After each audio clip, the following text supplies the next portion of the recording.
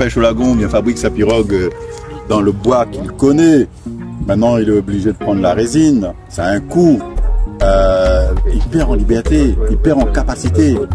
Alors que personne, en tout cas pas de manière massive, a été tué parce qu'il était dans la pirogue en bois, que je sache. Il n'y a pas eu de déforestation parce que les gens ont pris le bois en forêt.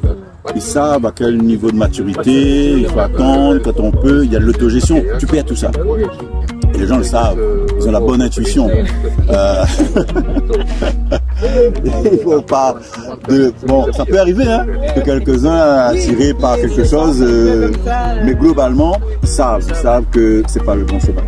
Et je pense que nous, on doit avoir l'honnêteté, en tout cas, de le comprendre et de le respecter et poser les choses autrement.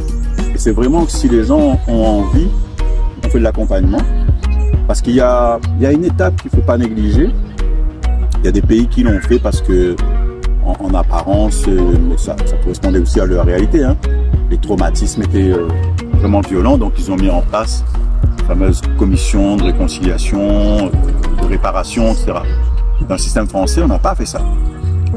Et or, on est devant des traumatismes qui sont équivalents, mais qu'on ne voit plus, on voit moins bien, mais l'ensemble des héritages liés à ce moment de colonisation et d'esclavage et de dureté, même si certains des fois disent non, c'était moins dur ici qu'ailleurs, machin, je sais pas quoi, mais ces privations de liberté, c'est des gens qui sont partis en marronnage, quand on les attrapait, on coupait le jarret, on marquait au fer, bon, et parfois on tuait quand il y avait récidive.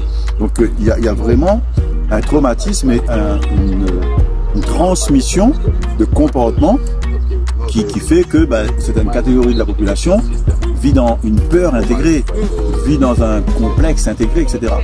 Et ne pas passer par des étapes de réconciliation avec soi-même déjà, de narcissisation, d'être au clair sur qui on est, être fier de toutes ces branches-là justement, c'est problématique. Tu vas faire genre, mais les assises ne sont pas là. Et je prends un élément très, très simple, hein, parce qu'on est quand même dans un univers où c'est dominé par la religion catholique. Et alors la Réunion, les gens pratiquent toujours plusieurs croyances.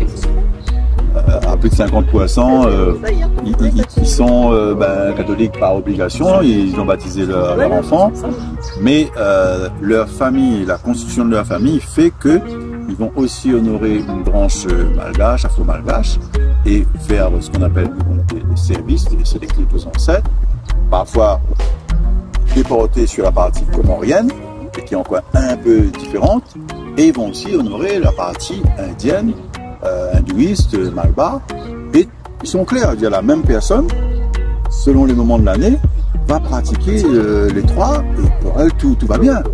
Mais le système ne peut pas le regarder comme ça. Moi j'ai déjà entendu l'ancien évêque, un curé dire qu'il faut choisir, ou bien que telle pratique c'est le diable. Après, si aujourd'hui c'est pas politiquement correct, ça va être dit d'une autre manière. Mais dans la pensée même, alors n'en parlons pas s'il y a en plus une dimension musulmane, mais tout ça n'est pas clair par ceux qui décident sur nos vies. Alors que nos vies sont hautes, elles sont croisées. On est au clair d'aller couper les cheveux maillés derrière la Vierge là-bas à Sainte-Marie. Au mois d'avril, de fêter le jour